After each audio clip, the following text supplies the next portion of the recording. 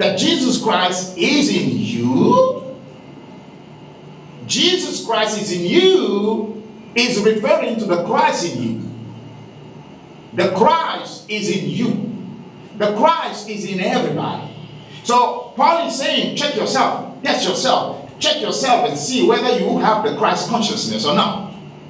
If you don't have the Christ consciousness, which means if you don't have this firm assurance of being the son of God, the daughter of God, if you have doubt about that, that means the Christ, though be in you, is sleeping.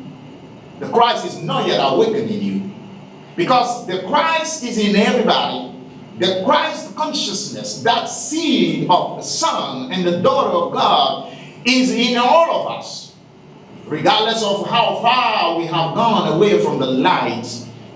And some may even say, like, well, what about those who are living in darkness? Those who know nothing about God? Hey, listen.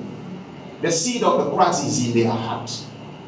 Just like in the days of Jonah. Jonah was sleeping at the bottom of this ship. The seed of the Christ in the heart of these people is asleep.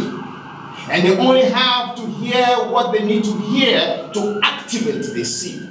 To cause this seed to be awakened. And when this seed is awakened in the boat of their life, everything is bound to change. So Paul is saying, check yourself. Check yourself and see whether you are in faith or not. If you are in faith, Christ consciousness must be bubbling in you. Christ consciousness must be bubbling in you means you must have this firm assurance that I am the son of God. I am the daughter of God. If you are having a doubt about this, it seems like faith is not working in you yet, though the seed is there. And now if we continue with the reasons why today it seems like people are not walking in faith. Some think that they can make a faith work for them even if they don't know how it works. This is a deception again. Some think they can make a faith work for them even if they don't know how it works. This is the concept of blind faith that is rampant in the church today. People are talking today about faith, knowing nothing about faith. They just say blind faith. They call it the blind faith. Blind faith means, oh, I don't need to know all that, but I can walk in faith. It's not true. Because Jesus never taught anyone that kind of blind faith. We are no longer in the time of blind faith when we think like, I don't need to understand, I don't need to know, but God will do it. It's not true. Why? Because if we check the Bible, Jesus has always used the faith of the people who come to him to heal them.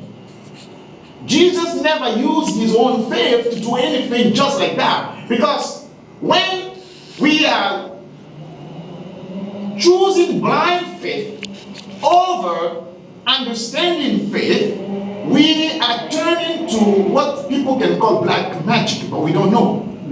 We are turning to black magic, superstition, which says, you don't need to know, you don't need to understand, but I'm going to make it happen for you anyway.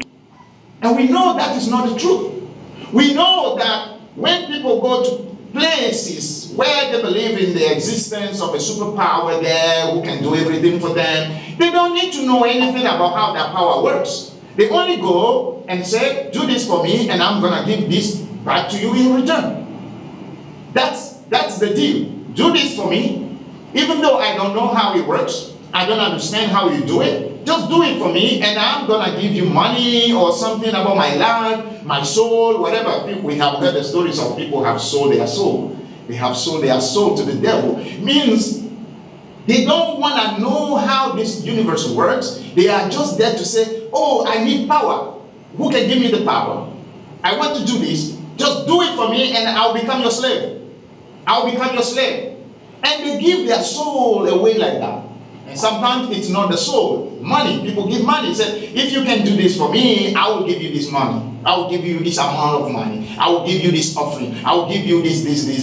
They have become idolaters. Idol worshippers in the church. Meaning, want to know how faith works, but they want God to do things in their life. And they are walking in blind faith.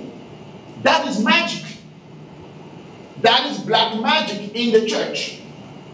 God has never encouraged anybody to do that. Because Jesus, before he heals or delivers anybody, Jesus always says, your faith has saved you. Your faith has healed you. Your faith has delivered you from your situation. Because Jesus uses his faith with the faith of the person who is in need, and what the person is expecting from God occurs, manifests. Blind faith time is over, because we are now in the age of Aquarius. In the age of Aquarius, it's the age of knowledge, the age of wisdom, the age of understanding, which means we now all ought to get understanding. We ought to get wisdom. We ought to get understanding and know how these things work, so that we too can walk in faith just like Jesus did. And so that we can put our faith to work anytime we need it. We all know the story of these guys in the book of Acts, chapter 19, 14 to 16, when it says 7 sons of Sceva, the Jewish chief priests, were doing this. One day, the evil spirit answered them, Jesus, I know, and Paul I know about, but who are you? Then the man who had the evil spirit jumped on them and overpowered them all. He gave them such a beating that they ran out of the house naked and bleeding. What happened here is the story of a group of young people who want to do the work of Jesus. They want to cast out devils, demons, and they want to cast the demons out of people, but they didn't have knowledge. They didn't have understanding. They didn't have wisdom. They only saw Jesus doing it, and they saw the apostles doing it, and they said, oh, they are using the name of Jesus to cast out devil. We are going to do it too. And then they said, hey, in the name of Jesus, come out. They are using blind faith. They don't have wisdom.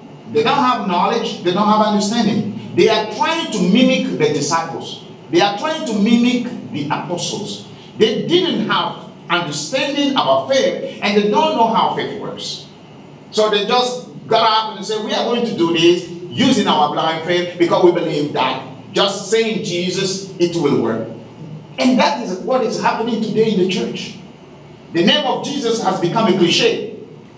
A cliche means, oh, we say something and say, in the name of Jesus, happen. And people don't know that the name of Jesus is not to be used like that. It's not a cliche. It's something that we have to understand. What does it mean to pray in the name of Jesus?